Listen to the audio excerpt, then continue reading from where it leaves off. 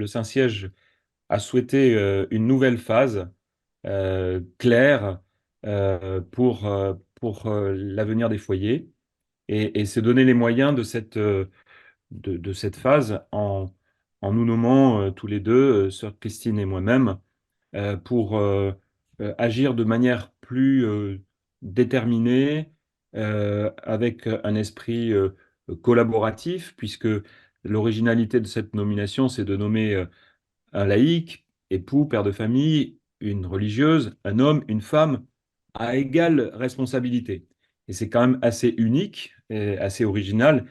Et c'est un petit peu, on l'imagine aussi, tout ce que veut faire le Saint-Père dans cette démarche de synodalité aussi, d'évolution de la manière de gouverner dans l'Église. Donc c'est quelque chose d'assez nouveau et pour nous et pour les foyers. Et donc nous voulons travailler vraiment dans cet esprit de collaboration, pour nous mettre au service des foyers, pour sortir peut-être d'une forme d'inertie. Quand on est trop nombreux, c'est peut-être un petit peu compliqué, mais là, à deux, vraiment, pour agir de manière déterminée, parce qu'il y a du travail à faire pour l'avenir des foyers, et il faut s'y mettre.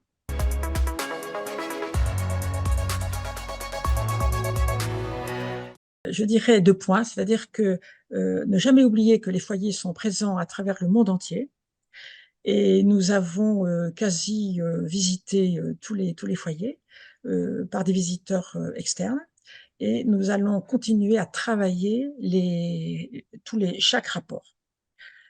Et puis ensuite, un autre point, c'est que les dérives n'ont pas touché tous les foyers.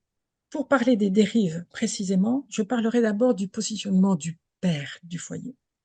Et il y a eu cette notion de paternité, de père du foyer, qui a pu être viciée au détriment de la liberté individuelle et d'une gouvernance, ça c'est mon deuxième point, d'une gouvernance très hiérarchique, à la fois dans la gouvernance de l'œuvre et à la fois dans la gouvernance des foyers. Et cela a fait que certaines personnes ont été très abîmées. Et en 2016, en relisant cette histoire, les foyers ont décidé de faire une réforme avec une gouvernance déjà beaucoup plus collégiale. Et nous allons continuer cette gouvernance avec ce mot de synodalité. Et puis, il y a le cadre social. Donc, le cadre social est en débat. En 2009, il y a eu une commission d'experts et avec des membres de foyer, bien sûr, qui ont commencé à travailler. Et il y a eu aussi un autre groupe en 2017. Les travaux se sont arrêtés à cause du Covid, mais nous allons poursuivre ces travaux qui sont vraiment nécessaires pour effectuer des clarifications. Et enfin, j'aborderai la question douloureuse du scandale des abus, des violences sexuelles.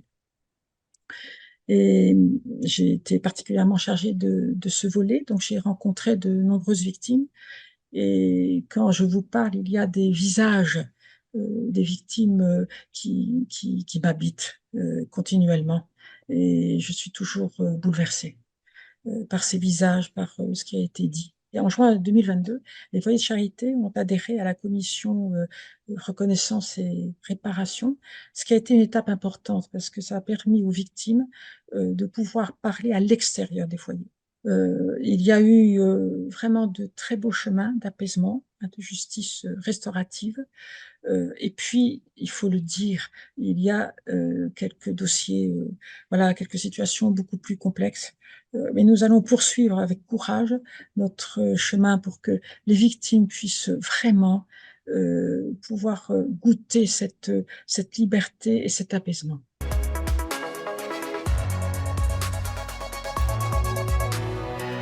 Les victimes sont notre priorité absolue. Dans cette perspective-là, je crois qu'il faut toujours contribuer à libérer la parole. Il faut, de manière générale, toujours sortir d'une culture du secret. De manière plus pratique, nous allons mettre en place un conseil provisoire avec des membres des foyers. Voilà, ça, je crois que c'est important de les impliquer, de manifester que C'est l'œuvre des foyers doit être à terme gouvernée par les foyers. Et les foyers n'ont pas une vocation éternelle à être sous délégation pontificale. Donc il s'agit vraiment, par cela même, par cette nomination de ce conseil, de, de, de enclencher un processus de gouvernement par les foyers, pour les foyers. Voilà.